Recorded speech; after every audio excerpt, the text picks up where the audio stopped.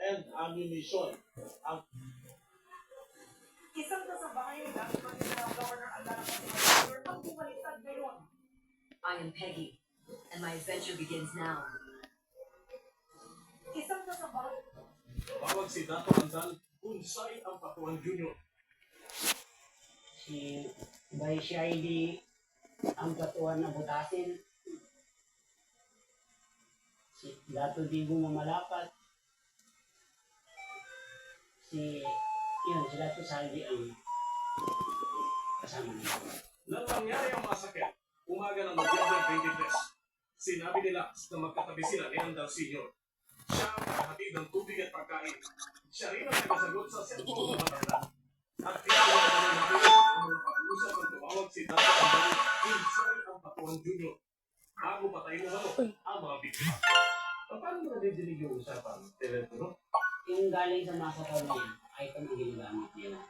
Sabi niya may tanda, ano pang gawin mo dyan? Ano pang gawin mo? Titingnan mo yung mga tao na yan. Isang ba si Toto? Sabi niya dati kasi wala. Si Bay Eden ang nandun at saka si ang asawa ni Toto. Ang nilago. Kukunin mo silang lahat at sa iba-iba pong tagabuluan ang medyo isisigaret mo. Huwag ama. Kapag patay ko itong tao na ito, idalaman ko na rin ang media. Walang isa man lang na mabuhay. Kapag mabuhay ang isang tao, yun ang makakapahamak ko sa atin. Wala ko man nagawa ang matandang patuan. Nangyari ang malagim ng nangiskuhan ni Dato Unsay. 57 ang patay. Kaya mismo ang matandang patuan ay nagtago at namundo. Hanggang dinampot ng mga otoridad at nakulong ang matandang patuan. Hindi umalis si Lax. Kahit hindi na siya sinasawa. Sa video ito ay binigay noon ng kanyang patuan. Bakit kitang kasama pa sila sa nag-aalaga sa matandang patuan. Pero ang masakit umano ayon kay Lax, minsan nadinig Patuan ng Diyos. Juna, pangatlo si Dato Sansid. Pang-apat si...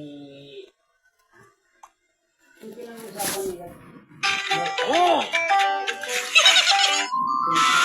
ay pwede ilagay ay magpuposisyon ang mga magharap kung sino ang nandun sa masakit na yun.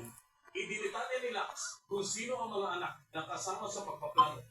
Si Governor Andal Jr., pangalawa si Dato Unsay Jr., pangatlo si Dato Sansid, pang-apat si Ahmad Ampatuan, si Ahmad Ampatuan at saka si Anwar Ampatuan, saka yung mga kapatid ng babae. Si Bay Amira, Ampatuan ng Malapat, si Bay Noria, Ampatuan na Asin, si Bay Aloha, Ampatuan, si Bay Shaidi, Ampatuan na Butasin, si Dato Digo Mamalapat,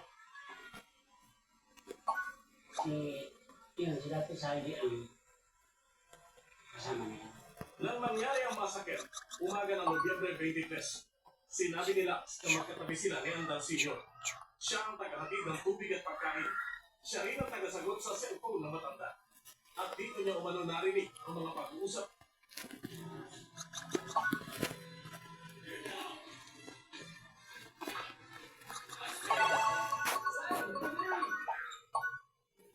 Bakit sa Maguindanao mga kabes?